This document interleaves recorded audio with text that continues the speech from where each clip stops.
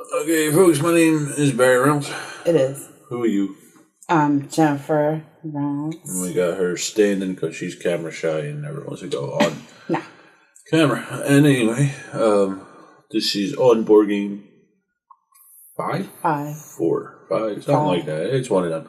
And what we do here is we discuss some kind of terminology in the board game hobby, and then we follow it up with a discussion on a topic about the hobby in general.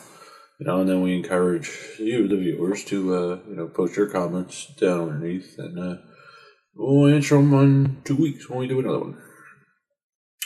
So today's term is analysis paralysis, or AP, as it's more commonly referred to in the hobby. And what that is when a player has so many options in front of them that they take forever to make up their mind on what to do. And sometimes that's because they're overwhelmed by the amount of choices they have, or they're trying to plan out which option they want to do so far in advance that they just, they cripple themselves.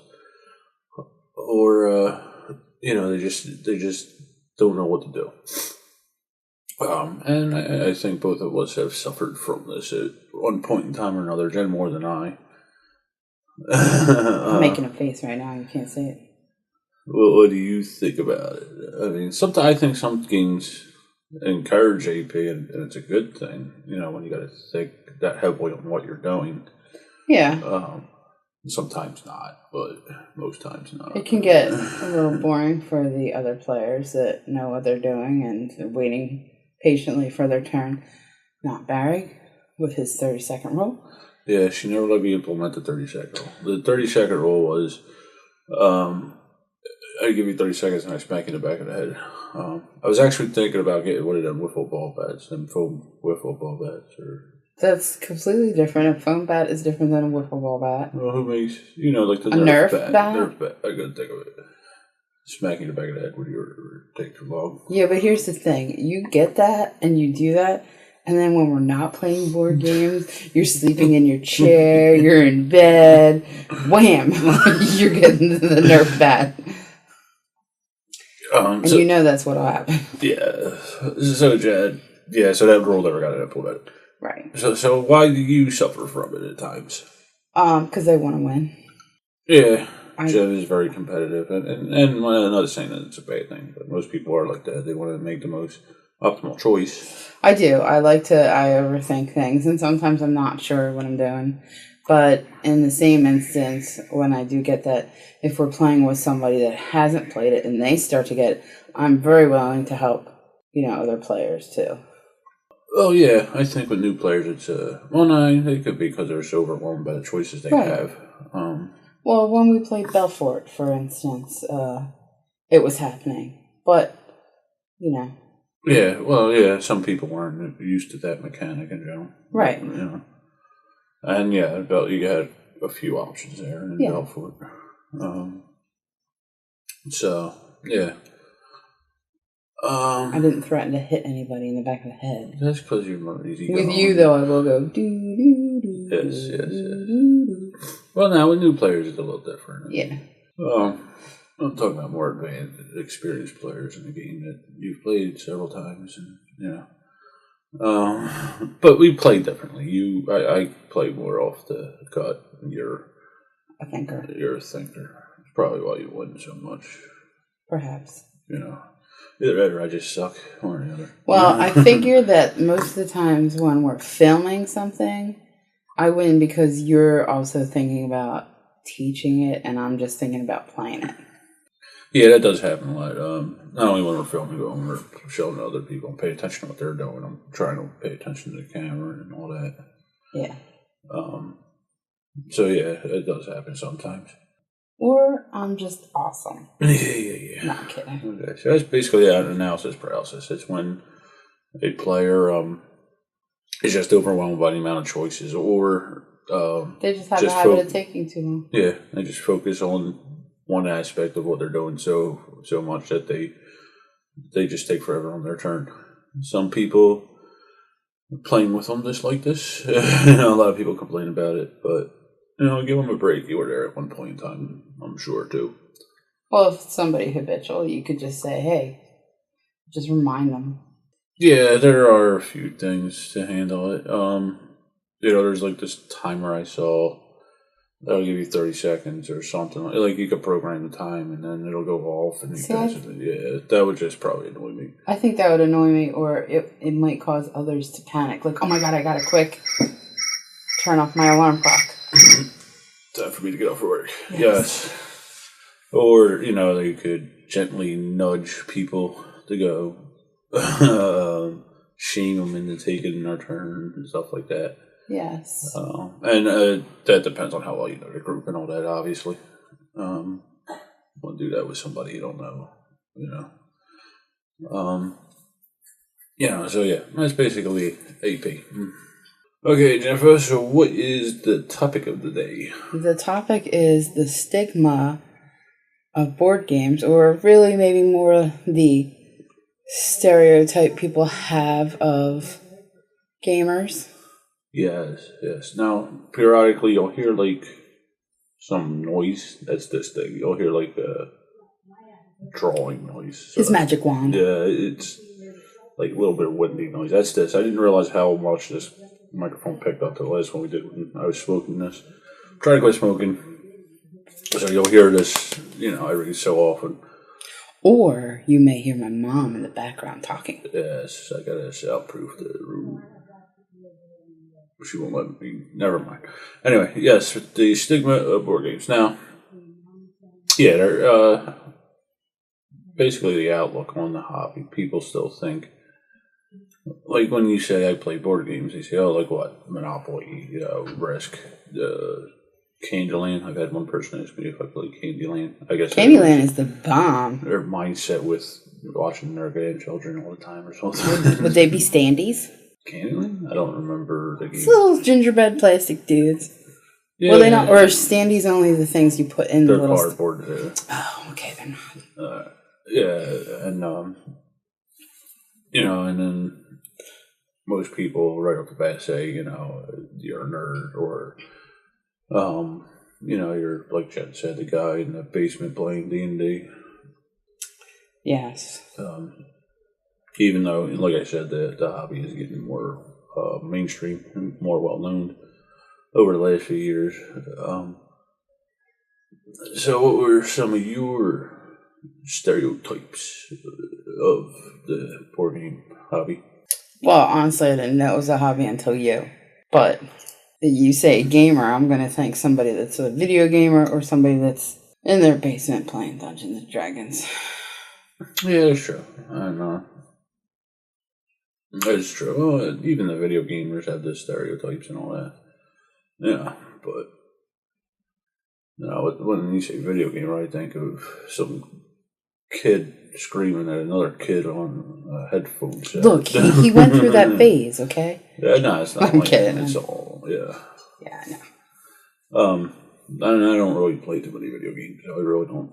We went through that time period where we were, but I only have a Wii, and it's not. Yeah, and even that was more about the interaction. We were playing together in front of the TV. It's not like, Except with that, Barry would get better than me and then not want to play with me. Yeah. Yeah. Because you kill me all the time. Anyway, we're digressing. Gamer. So, yeah, back to that. Now, I know you don't interact as much with the hobby as I do. You don't interact with the people as much as I do. No, I don't go out amongst the peoples and spread the word of thy board games. Yes. I am more the evangelicist of the hobby in the house. Should I hold 51st Date like it's a Bible? It's the first. It's the game that's sitting there. No, but is it really sad that I Googled board game addiction? I'm not addicted. I'm just highly interested. You're obsessed. And well, I'll tell you what. I'll start. You keep saying I need an intervention. So I'll start with Portal Games. I was on Reddit today, and people were posting like when they realized that they were obsessed, addicted. Yeah, I actually read an article today on Reddit, I think it was, about that. But I'm highly interested on that. So like I said, I'll start with Portal games. What about it? I'll stop buying Portal games for the time being. Because you have everything you want from Portal games. You're not fooling me. I'm not stupid. It's all out of print. You think I took a school bus, but it wasn't a short bus, Barry. Anyway, we'll get on with the subject. Yeah, like I said, I'm more socially interactive with the hobby, the community on like the internet, and also I get the game group up in PA every other week. Which is weird because you're not really a social kind of person. I am. Well, like Chaz and I were talking about, there's a lot of people in the hobby have some kind of social anxiety. Affliction. Yeah, anxiety. I'm not an introvert or anything, but there are some people who are, and yeah, but if we're at like a party or a holiday gathering, you're the quiet one sitting there. I mean, you do interact with people, but they have to talk to you first. Yeah, it takes a little bit for me to warm up to people, and I don't like crowds. I never really did.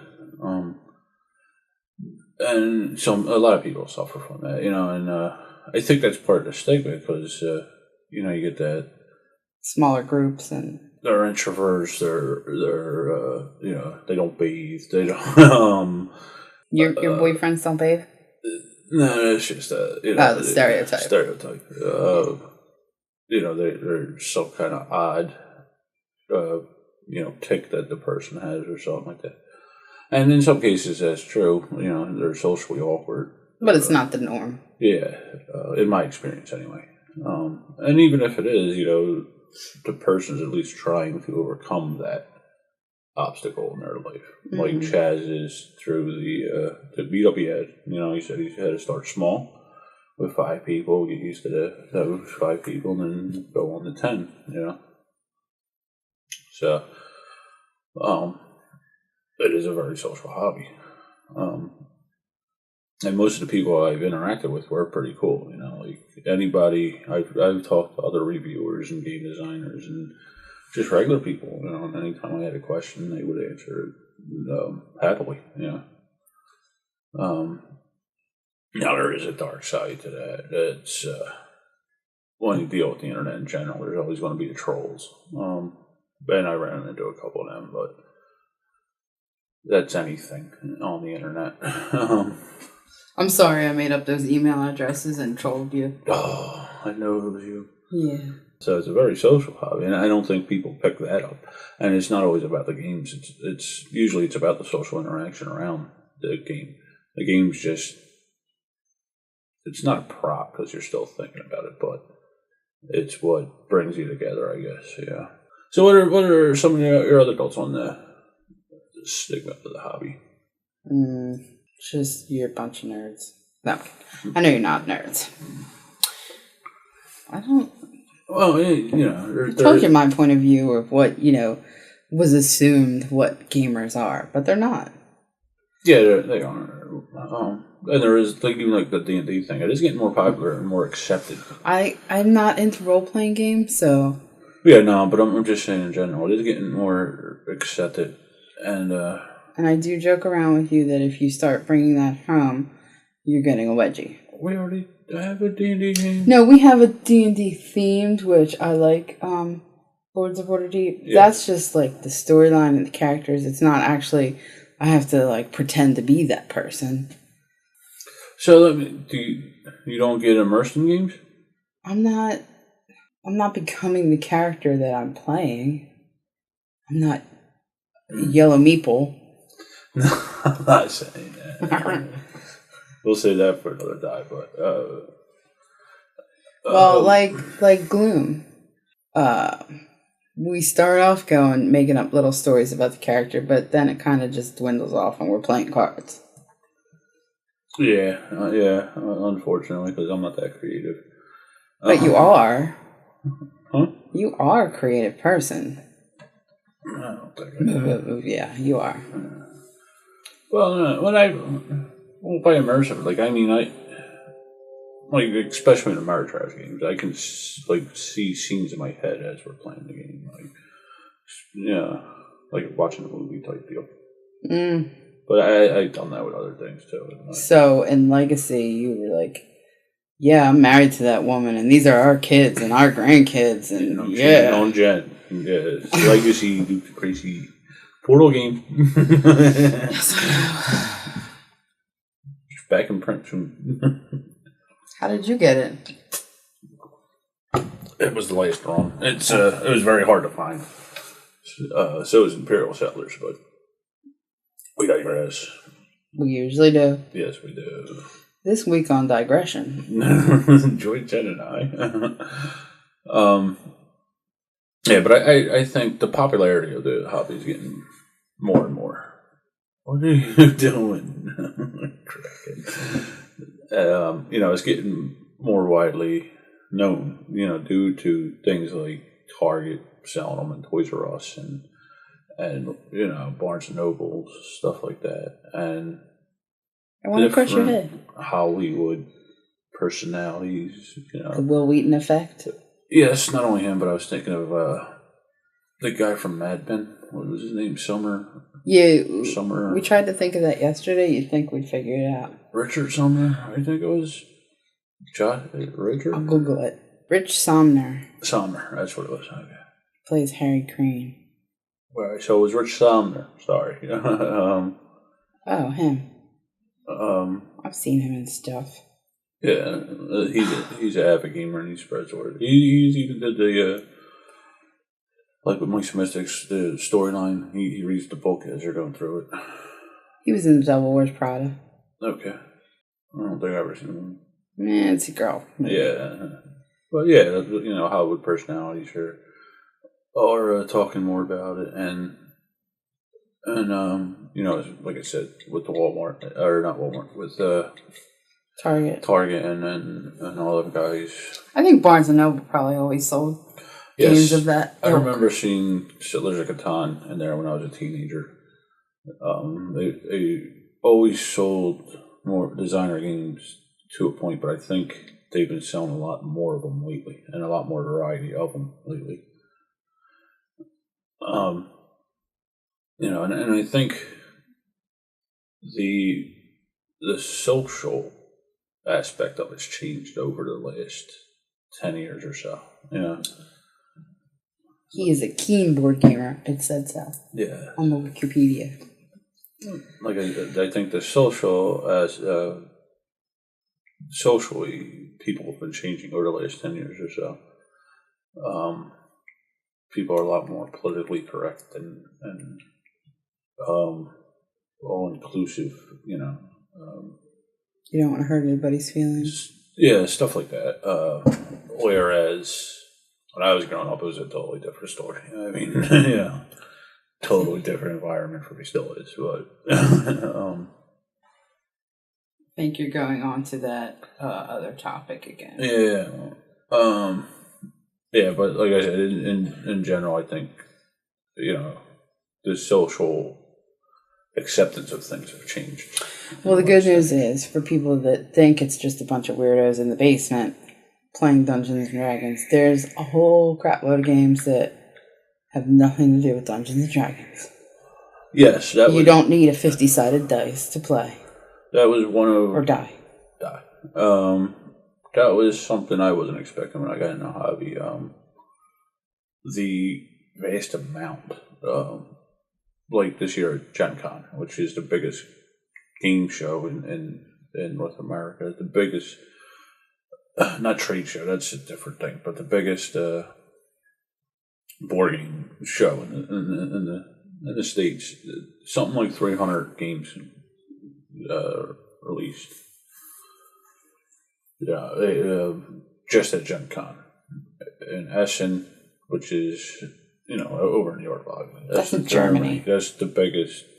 It's a toy fair over there. There's going to be like another 300 released there. So it's 600 a year. Minimum. Yeah, that's just at conventions. You're saying.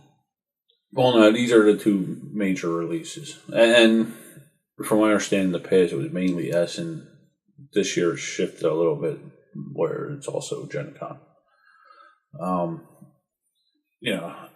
So and then you got Kickstarter, which is always pumping out games. So I wasn't expecting that, and the even though some of the mechanics are similar in a lot of games, how each game handles them differently, and how there's so many themes and topics for the games, that surprised me. Like I always said, if there's a game for you, you just gotta find it. Trust the weirdo in his family room. I mean, Barry. You're suckering me into this. Yes. But the hobby is a bit of work. You gotta learn the rules and stuff like that beforehand. It's not like other hobbies. It's not like, you get information once and then expand upon that. With this, every time you get a new game, you gotta learn it. Yeah, but it becomes a point where you have basics because a lot of games share mechanics, like you said, which I can't believe I'm saying. You're making me a weirdo. There's that stereotype, the stigma. Yeah.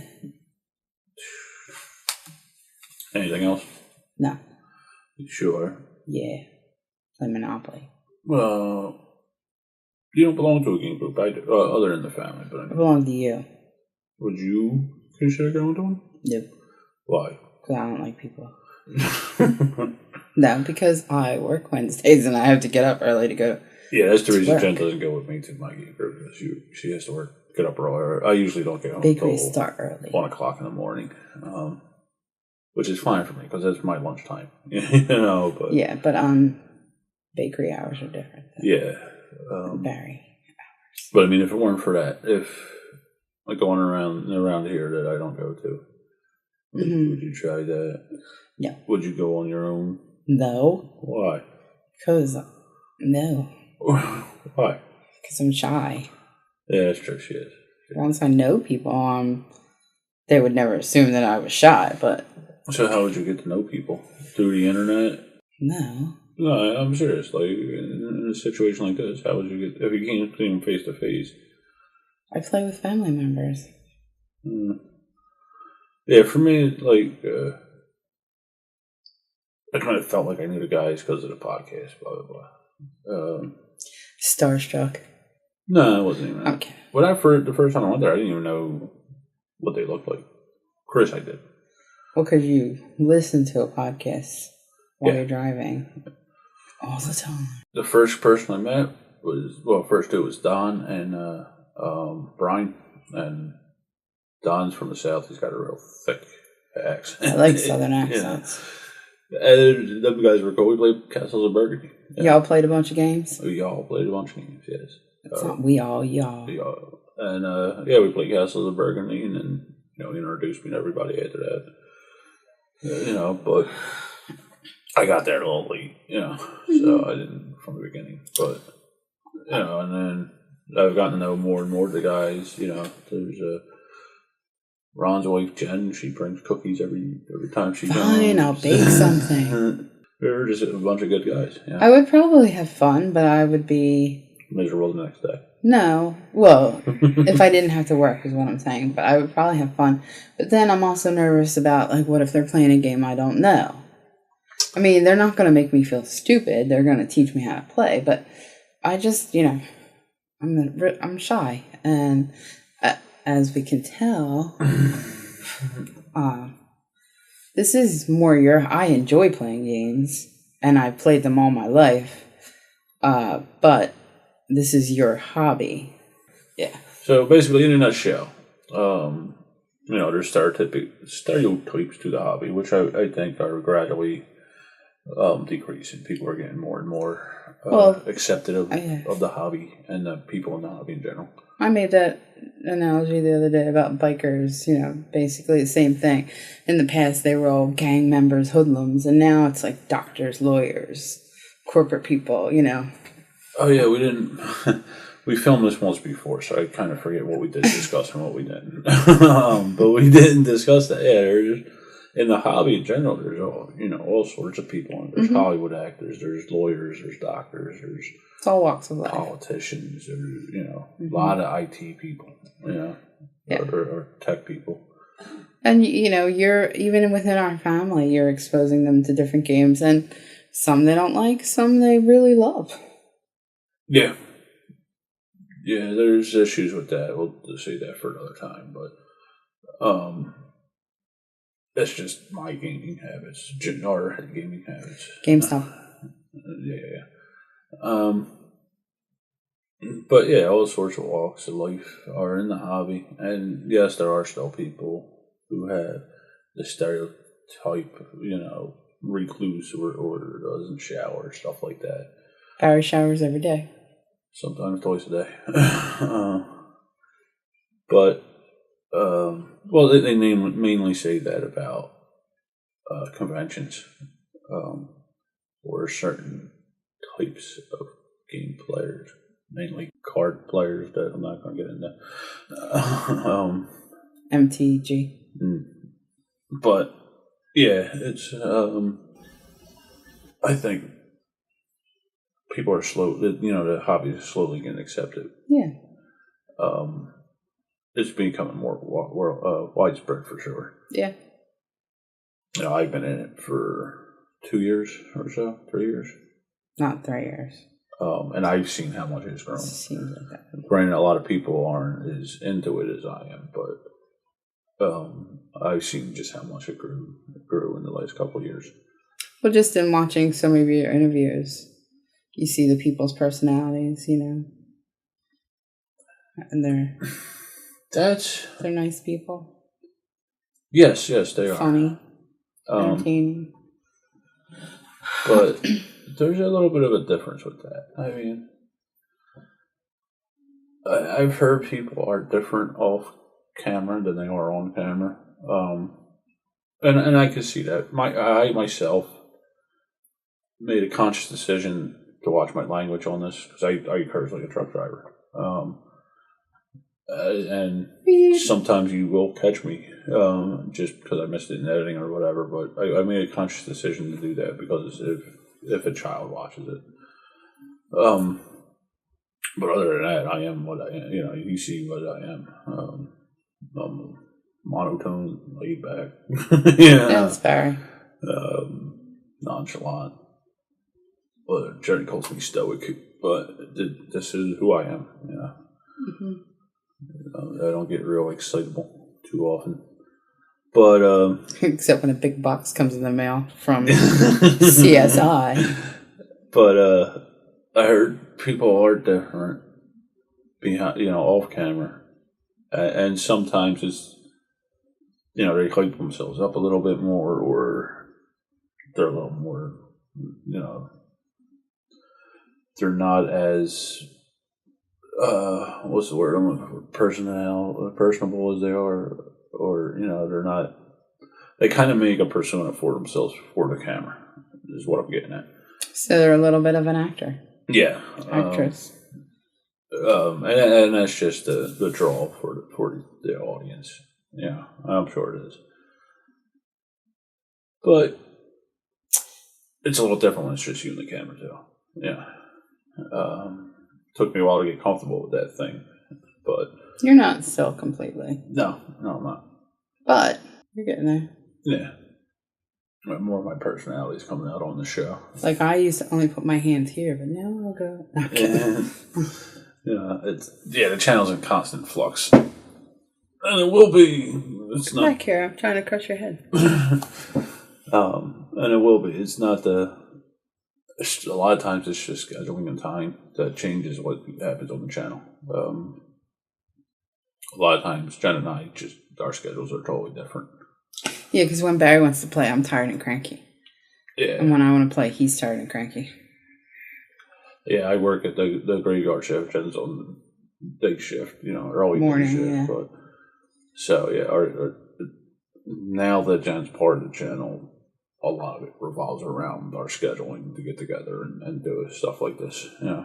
And then retakes like this is kind of tough to do. Yeah. I wanted this video to go up a couple of days ago, and it just didn't happen. So, in summary, Yes. It takes all walks of life to play games and have fun. Barry has to go to work now. Gotta go to work. Thanks for watching. It's time to play with the trends. In summary, don't judge a book by its cover. But you can judge a game. No, I'm kidding. Alright, so... Get gaming and have fun. Thanks for watching. See you next time.